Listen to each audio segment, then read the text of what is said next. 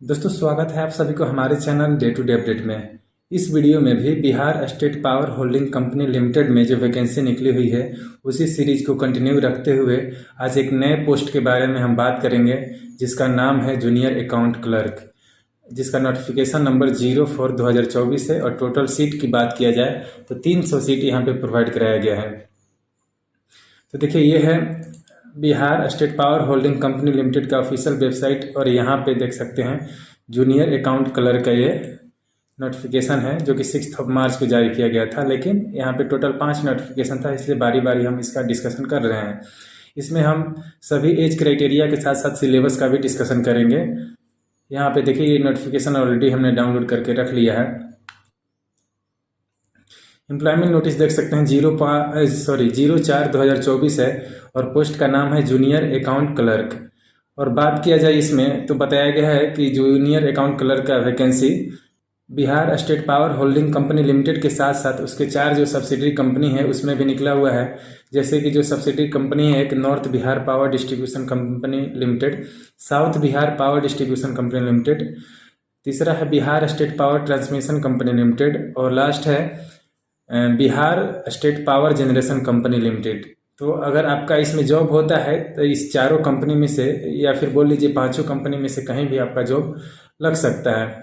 एक main parent company हो गया Bihar state power holding company limited और उसके 4 सब्सिडरीज कंपनी है।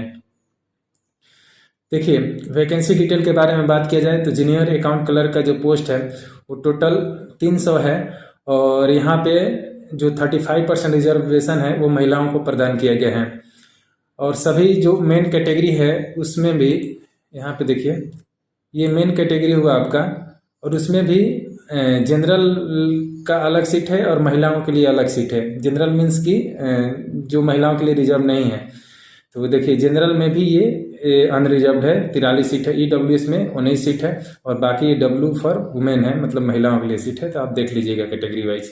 नेक्स्ट अगर बात किया जाए तो यहाँ पे बताया गया है कि किसको किसको रिजर्वेशन प्रोवाइड कराया गया है कि जो फिजिकली हैंडीकैप्ड या फिजिकली जो चैलेंज कैंडिडेट हैं यानी दिव्यांग जन अभ्यर्थियों के लिए रिजर्वेशन है इसमें, और वुमेन और EWS को भी रिजर्वेशन प्रोवाइड कराया गया है। साथ ही साथ जो स्वतंत्रता सेनानी के नाती और पोते हैं उनको रिजर्वेशन दिया गया है इस रूल के थ्रू। और लास्ट इसमें बताया गया है कि जो वैकेंसी है उसको इंक्रीज और डिक्रीज किया जा सकता है ज़रूरत पड़ने के अनुसार। नेक्स्ट यहाँ पे बात किया जाए क्वालिफिकेशन के बारे में।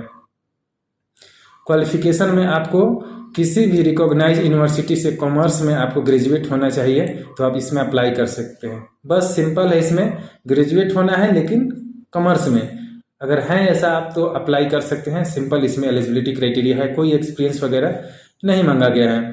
और ये बताया गया है कि अगर आप अपियरिंग है, ग्रेजुएशन आपका ऑनगोइंग है, चल रहा है, तो आप अप्लाई नहीं कर सकते हैं। यहाँ पे देखिए 2 साल का आपका प्रोबेशन पीरियड रहेगा और बताया गया कि अगर प्रोबेशन पीरियड में आपका परफॉर्मेंस सही नहीं रहता है, सेटिस्फैक्ट्री नहीं होता है, तो आपके प्रोबेशन पीरियड को बढ़ाया जा सकता है, यानी और कुछ दिनों के लिए एज ए ट्रेनिंग ही आपसे काम करवाया जा सकता है। नेक्स्ट अगर बात किया जाए तो यहाँ पे रीम्यूनरेशन है, मतलब आपके सैलरी के बारे में बताया गया है कि क्या आपका सैलरी होने वाला है। देखिए, प्रोबेशन पीरियड के पहले वर्ष में आपको यहाँ पे पे बैंड 9200 से 15,500 रहेगा, यानी कंसोलिडेटेड मंथली पे आपको 9200 रुपया ओनली रहेगा। लेकिन जैसे ही आपका 1 वर्ष कंप्लीट हो जाता है उसके बाद आप जो है लेवल 5 के एम्प्लॉय जैसा आप ट्रीट किए जाएंगे और 7th PRC रूल जो है, 7th पे रिवीजन कमीशन का जो रूल है वो आप पे लागू होगा और इस तरह आपका जो सैलरी है लेवल 5 के एम्प्लॉय का मिलेगा, तो अच्छा खासा सैलरी का में इंक्रीमेंट देखने को मिलेगा। आपका सैलरी क्या हो सकता है लेवल 5 के थ्रू, तो देखिए यहाँ पे बताया गया है लेवल 5 का ये 7th पे का लेवल है। यहाँ पे देखिए इंडेक्स है। बेसिक सैलरी आपका 29,200 रहेगा। अब फिर उसके बाद में लास्ट आपका बेसिक सैलरी क्या हो सकता है लास्ट स्टेज में, यहाँ पे 92,300। तो बेसिक आपका जब ज्वाइनिंग कीजिएगा तो यहाँ पे बेसिक सैलरी 29,200, उसके साथ साथ अदर अलावेंसेस भी आपको प्रदान किया जाएगा। तो ये बताया गया है कि आप लेवल 5 के जैसा ट्रीट किए जाएंगे 1 साल के प्रोबेशन पीरियड के बाद। अब बात की जाए एज की, तो जो आपका एज का कट ऑफ डेट है, जो एज काउंट होगा 31 मार्च 2024 से होगा। और मिनिमम एज सभी के लिए 21 वर्ष चाहिए और मैक्सिमम एज में अलग अलग कैटेगरी वाइज दिया गया है। जनरल के लिए 37 है, शेड्यूल कास्ट के लिए 42, एसटी के लिए 42, ईबीसी के लिए 40, बीसी के लिए 40 और फीमेल जो जनरल की महिलाएं हैं उनके लिए 40 वर्ष एज रखा गया है। और यहाँ पे बताया गया कि दिव्यांगजन अभ्यर्थी को 10 साल का एज में रिलैक्सेशन मिलेगा। और जो भी अपना भूमि, मतलब कि जिस फैमिली का भूमि एक्विजिशन किया गया है कंपनी के द्वारा, उनको भी 5 साल का छुट्टी मिलेगा। उससे रिलेटेड आपको प्रूफ जो है सबमिट करना पड़ेगा। और यहाँ पे एज से रिलेटेड ही एक पॉइंट दिया गया है कि अगर आप अदर स्टेट से हैं तो आपको एज ए जनरल ट्रीट किया जाएगा और जनरल के जैसा ही आपका जो है मैक्सिमम एज होना चाहिए, जो कि ऊपर मेंशन था। आगे देखिए बताया गया है यहाँ पे फी के बारे में कि जनरल, ईबीसी और बीसी एप्लीकेंट के लिए 1500 रुपये है। एससी, एसटी और जो फीमेल कैंडिडेट है उनको 375 रुपये है। एसटी और जो फीमेल कैंडिडेट है वो डोमिसाइल के निवासी होना चाहिए, तभी 375 रुपये एप्लीकेबल होगा। देखिए मोड ऑफ सिलेक्शन की बात किया जाए, यहाँ पे बताया गया है कि सीबीटी एग्जामिनेशन इसके लिए कंडक्ट कराया जाएगा और मल्टीपल बैचेज में, मल्टीपल फेजेज में आपका एग्जाम लिया जाएगा। इसलिए इसमें Z normalise score method use किया जाएगा नॉर्मलाइजेशन के लिए। बात किया जाए तो इसमें बताया गया है कि मिनिमम क्वालिफाइंग मार्क्स लाना जरूरी है, तभी आपका सिलेक्शन हो पाएगा। कट ऑफ तो अलग जाता है लेकिन मिनिमम इतना मार्क्स आना ही चाहिए। क्या होना चाहिए, तो यूआर के लिए 40 से होना चाहिए और बीसी के लिए 36.5 मार्क्स, ईबीसी के लिए 34, एससी एसटी के लिए 32 और फीमेल कैंडिडेट के लिए भी 32 मार्क्स यहाँ पे मिनिमम लाना आवश्यक है।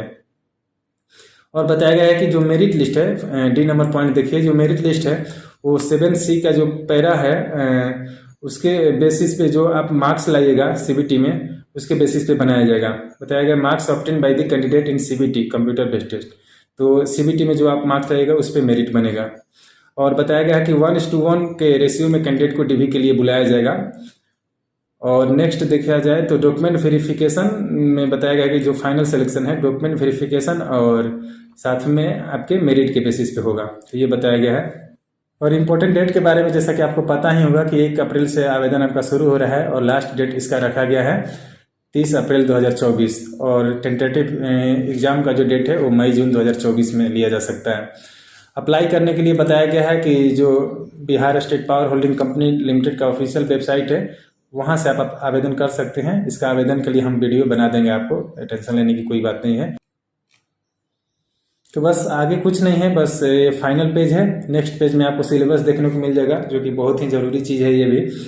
देखिए सिलेबस में बात किया जाए तो 10th लेवल का आपका जनरल नॉलेज रहने वाला है, जिसमें करंट अफेयर्स और नेशनल इंटरनेशनल लेवल का जो करंट अफेयर्स है वो पूछा जा सकता है।